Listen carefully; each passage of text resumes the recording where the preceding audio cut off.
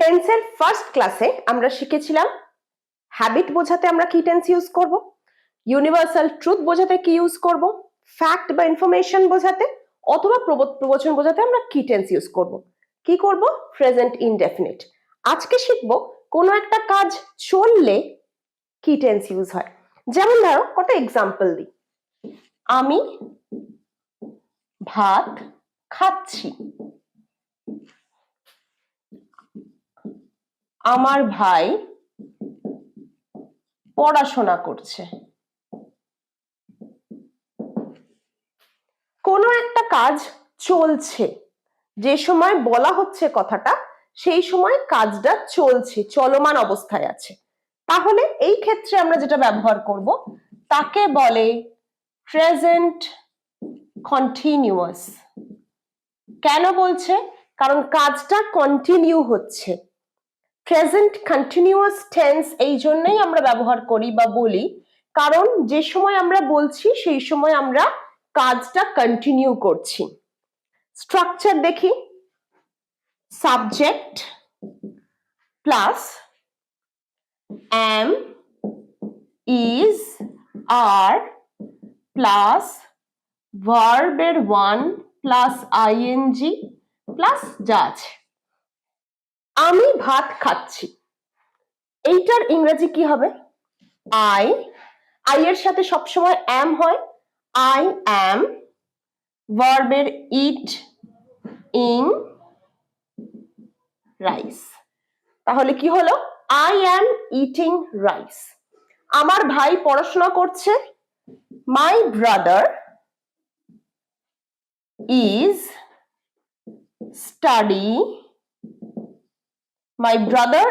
Studying.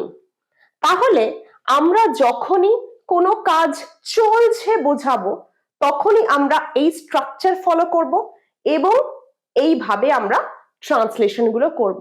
স্ট্রাকচারটা আমরা আরো ভালো করে দেখাবো, কোথায় তোমরা am, is, are ইউজ করবে, কিভাবে তোমরা আইএনজি যোগ করবে। নেগেটিভ সেন্টেন্স, ধরো আমি বললাম যে আমার ভাই এখন পড়াশোনা করছে না, সেটা কিভাবে বোঝাবে, ইন্টারোগেটিভ ফর্মে বা এই টেন্সটা কিভাবে ইউজ করবে, সব শেখাবো আজকের ভিডিওতে। লাইক করে নাও এখনই, শেয়ার করে দাও বন্ধুদের সাথে যাতে সবাই মিলে একসাথে শিখতে পারো। শুরু করি চলো আজকের ভিডিও। এইবার জানতে হবে যে শুধুমাত্র বর্তমানের চলা কাজ ছাড়া আর কি কি ক্ষেত্রে প্রেজেন্ট কন্টিনিউয়াস টেন্স হতে পারে। দুটো ক্ষেত্রে, ধরো একটা হচ্ছে কোনো কাজ বর্তমানে চলছে, কোনো কাজ বর্তমানে চলছে, যেটা হচ্ছে টেম্পোরারি অ্যাকশন, মানে কোনো একটা টেম্পোরারি অ্যাকশন বর্তমানে চলছে। আর একটা প্রোগ্রেসিভ অ্যাকশন, এটা বেশ কিছুদিন ধরে চলছে। যেমন ধরো আই অ্যাম লার্নিং ফ্রেঞ্চ, আমি ফ্রেঞ্চ শিখছি। আই অ্যাম লার্নিং ফ্রেঞ্চ, এইটা টেম্পোরারি অ্যাকশন নয়, এটা বেশ কিছুদিন ধরে চলছে। আমি এখন ফ্রেঞ্চ শিখছি, আমি ইংরেজি শিখছি। I am learning English, you are learning tense. বুঝতে পেরেছো? একটা প্রোগ্রেসিভ অ্যাকশন, কোনো একটা কাজ তোমার প্রোগ্রেসের জন্য তুমি করছো। টেম্পোরারি অ্যাকশন, যেটা তুমি এই মুহূর্তে করছো কিছু সময়ের জন্য। তুমি খেলছো, আমার ভাই খেলছে। আচ্ছা আমার বোন দিয়ে করি, my sister is playing, my mother is working.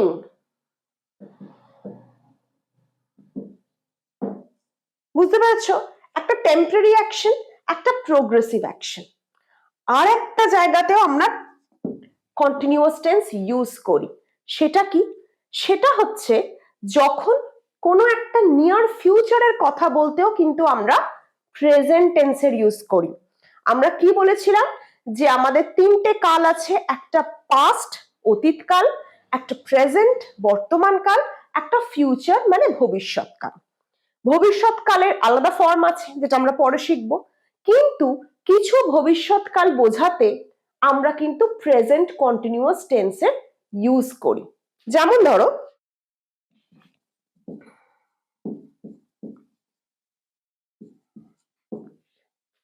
আমি আগামীকাল দিল্লি যাচ্ছি। আমরা বলি তো কথায় কথায়, কথাটা হওয়ার কথা আমি আগামীকাল দিল্লি যাব। I will go to Delhi tomorrow. কিন্তু আমরা না বলে কি বলি, আমি আগামীকাল দিল্লি যাচ্ছি। I am going to Delhi tomorrow. I am going to Delhi tomorrow. I am going to Delhi tomorrow. He is coming next month. তিনি আগামী মাসে আসছেন। তিনি আগামী মাসে আসছেন। He is coming here next month. He is coming here next month. তিনি আগামী মাসে আসছেন। তাহলে দেখো এই টুমরো, নেক্সট মান্থ এগুলো কি বোঝাচ্ছে? These are called future marker. এইগুলোকে বলে ফিউচার মার্কার।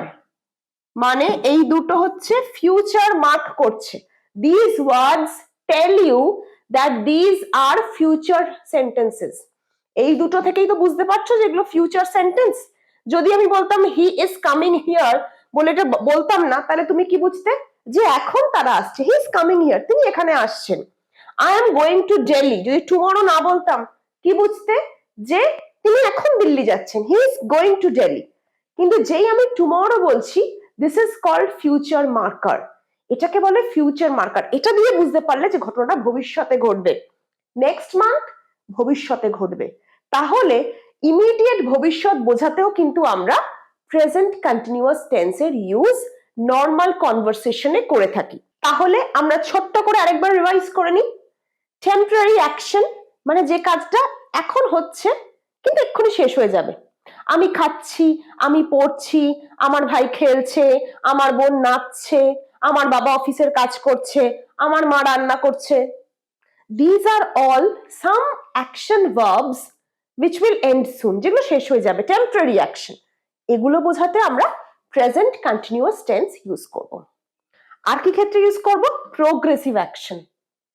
আমি কারাটে শিখছি, আমার বোন ফ্রেঞ্চ শিখছে, আমি গিটার শিখছি। শেখা, কিছু করা for future, these are for your progress, these are progressive actions. আর একটা ভবিষ্যৎ বোঝাতে আমরা কিন্তু প্রেজেন্ট টেন্স ইউজ করছি। Is it clear? এত অব্দি এই তিনটে ঘটনা যেখানে আমরা প্রেজেন্ট কন্টিনিউয়াস ইউজ করব, এইটা যদি তোমাদের ক্লিয়ার হয়ে থাকে, এইটা যদি তোমাদের কনসেপ্ট এত অব্দি মনে হয় যে না ম্যাডাম এইটুকুনি যা বলেছেন clear, please write clear in the chat box, যাতে আমি বুঝতে পারি যে তোমাদের এই পোর্শনটুকু আর কোনো সমস্যা নেই, আমরা পরের পোর্শনে এগোবো। চটপট যাদের ক্লিয়ার ক্লিয়ার লেখো, যদি কোনো কোয়েশ্চেন থাকে কোয়েশ্চেনটা লেখো। আমরা নেক্সট লাইভ ক্লাসে এই কোয়েশ্চেন্স যেগুলো তোমাদের থাকবে এইগুলোর ওপর, সেগুলো নিয়ে কিন্তু ডিসকাস করব। যদি প্রবলেম থাকে right your question in the chat box, যদি ক্লিয়ার মনে হয় right clear in the chat box. I am waiting, তাড়াতাড়ি লেখো। আমরা কিছু বেসিক প্রেজেন্ট কন্টিনিউয়াসের সেন্টেন্স নিয়ে এসেছি, দেখি তোমরা কতদূর করতে পারো। এইটা 5টা সেন্টেন্স দেখতে পাচ্ছ, দেখার সঙ্গে সঙ্গেই চটপট চ্যাট বক্সে আনসার লিখতে শুরু করো। আমি লিখছি, আমার সাথে মিলিয়ে নাও। আমার জন্য ওয়েট করো না, তাহলে তোমরা কতটা শিখেছো নিজেরা কিন্তু টেস্ট করতে পারবে না। সেলফ টেস্ট করার এটাই সুযোগ। সেন্টেন্স গুলো দেখো, write them as answers in the chat box and then check with me. আমি টিভি দেখছি। আমি আই এর সাথে সবসময় am, verb, ing, then rest of. I'm watching TV. Sorry. I am watching TV. Next, আমার বোন দাবা খেলছে। My sister is playing chess. My sister is playing chess. আমার বোন দাবা খেলছে। My sister is playing chess. কোন ক্ষেত্রে is হয়, কোন ক্ষেত্রে am হয়, বহুবার বহু ভিডিওতে আমি বলেছি। যাদের অসুবিধা তারা একদম এই সিরিজের ফার্স্ট যে ভিডিওগুলো am, is, are রয়েছে সেগুলো দেখে নাও। আমার মা রান্না করছেন। My mother is cooking. Ram অফিসে যাচ্ছে, Ram is going to the office.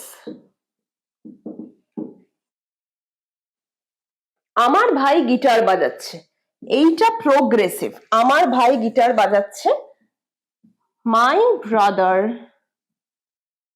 Is playing guitar.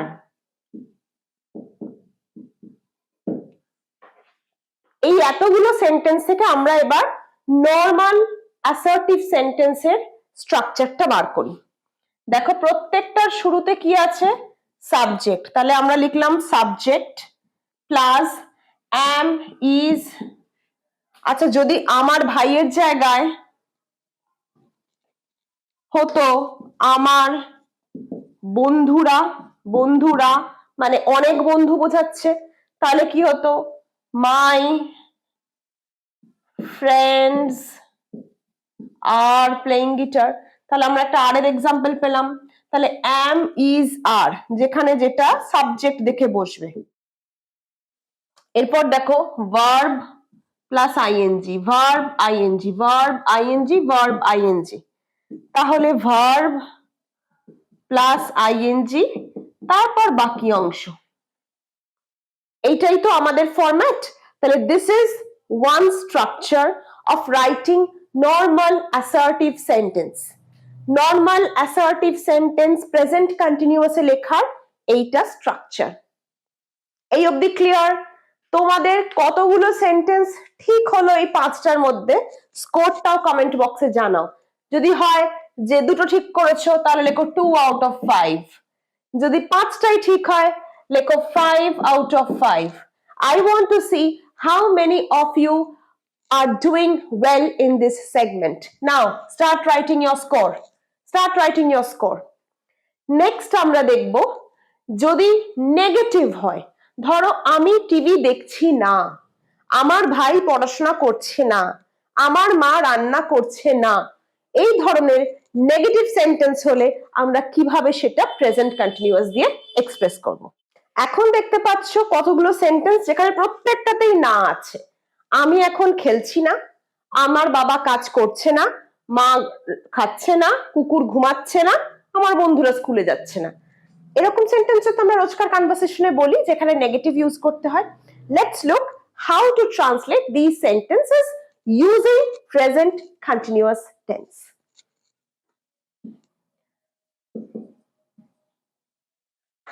I am, তারপরে নেগেটিভ, তারপর বাকিটা সেম।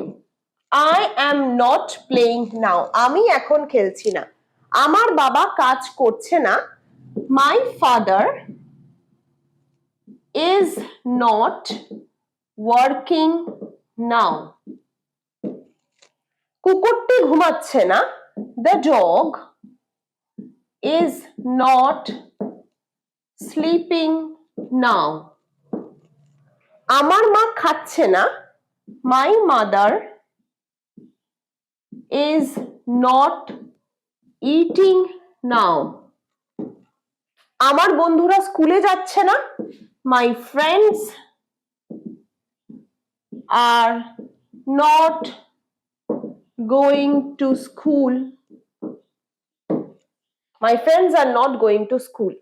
See, তাহলে আমরা যদি এখান থেকে সাবজেক্ট বার করতে যাই, প্রথমে সাবজেক্ট প্লাস আর মানে am is বা are according to the subject, তারপরেই দেখো not, তারপরেই not, am is are এর পরেই not এসছে, তারপর not, তারপর verb সাথে তার ing ফর্ম সাথে rest of the portion। তাহলে not আসছে হেল্পিং ভার্বের পরে। নেগেটিভ সেন্টেন্স প্রেজেন্ট কন্টিনিউয়াস দিয়ে যখন ইউজ করবে not কে কোথায় আনতে হবে? am is are এর পরে। আমার বাবা কাজ করছে না, my father is not working now. আমি এখন পড়ছি না, I am not studying now. তারা এখন খেলছে না, they are not playing now. তারা টিভি দেখছে না, they are not watching TV. আমার ভাই ঘুমাচ্ছে না, my brother is not sleeping now. Is, am, are এগুলোর পরে নট ইউজ করে কিন্তু এরকম নাবাচক সেন্টেন্স প্রেজেন্ট কন্টিনিউয়াস ইউজ দিয়ে তোমরা করতে পারো। আচ্ছা, এগুলো নিজেরা ট্রান্সলেট করে কে কত স্কোর করলে সেটা কমেন্ট বক্সে জানাও। ধরো 4টে ঠিক হয়েছে, রাইট 4 আউট অফ 5, তাহলে বুঝতে পারবো যে কতটা তোমরা শিখতে পারছো। আর এই অবধি নেগেটিভের এই স্ট্রাকচার অবধি যদি তোমাদের কনসেপ্ট ক্লিয়ার হয়ে থাকে, বুঝতে পারো, right clear in the chat box, তাহলে বুঝতে পারবো যে এই দুটো কনসেপ্ট যে দুটো শেখালাম একদম ক্লিয়ার হয়ে গেছে, so that I can move on to the second part. এবার দেখো তো এই ধরনের প্রশ্ন এলে কিভাবে করবে। তুমি কি গান শুনছো না? কোনো একটা কাজ বর্তমানে হচ্ছে, মানে দেখেই বোঝা যাচ্ছে এখানে প্রেজেন্ট কন্টিনিউয়াস ইউজ হবে, কিন্তু কিভাবে ইউজ করবে? সে কি আজ আসছে না? আমার মা কি রান্না করছে না? তুমি কি স্কুলে যাচ্ছ না? Let's look how to translate this sentences using present continuous tense. যখনই প্রশ্ন করব, আমরা তো শিখেছি তখনই আমরা হেল্পিং ভার্বটাকে সামনে নিয়ে আসি। আমরা তো যেখানে প্রশ্ন করতে শিখিয়েছি সেখানে তো বলেছি যেখানে আমরা প্রশ্ন করব আমরা কি করব, হেল্পিং ভার্বটাকে সামনে আনব। তুমি কি গান শুনছো না? দেখো নেগেটিভ আছে প্রত্যেকটাই, আমি একটা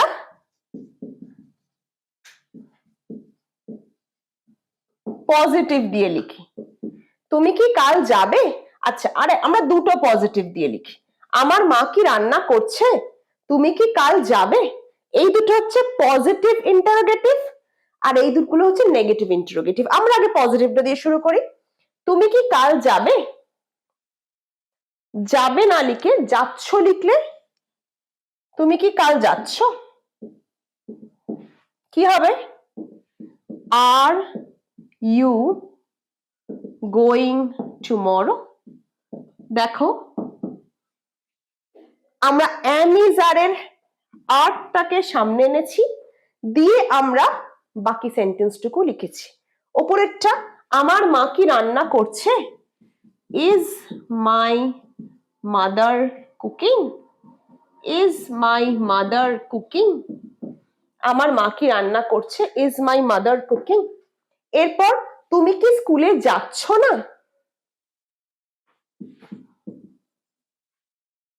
আর not you going to school? Are not you going to school, এই আর নটটাকে আমরা বলি ain't। আর নটটাকে আমরা aren't বলি না, কি বলি? ain't। ain't you going to school? are not is equal to ain't। aren't নয়, ain't। ain't you going to school? Are not কিন্তু গ্রামাটিক্যালি কারেক্ট, বলতেই পারো, কিন্তু স্মার্ট ইংরেজি বলতে কিন্তু কিছু কন্ট্রাকশন শিখতেই হবে। এটা হচ্ছে কন্ট্রাক্টেড ফর্ম, সংকুচিত ফর্ম, এটাকে বলবো ain't। ain't you going to school? ain't you going to school? Wonderful. সে কি আজ আসছে না? is not he coming today? সে কি আজ আসছে না? isn't he coming today? is not এটাকেও স্মার্টলি বলতে isn't। isn't is not বলতেই পারো, কিন্তু এটাকে আমরা স্মার্টলি কি বলবো? isn't। isn't he coming today? সে কি আজ আসছে না? isn't he coming today? তুমি কি গান শুনছো না? are you sorry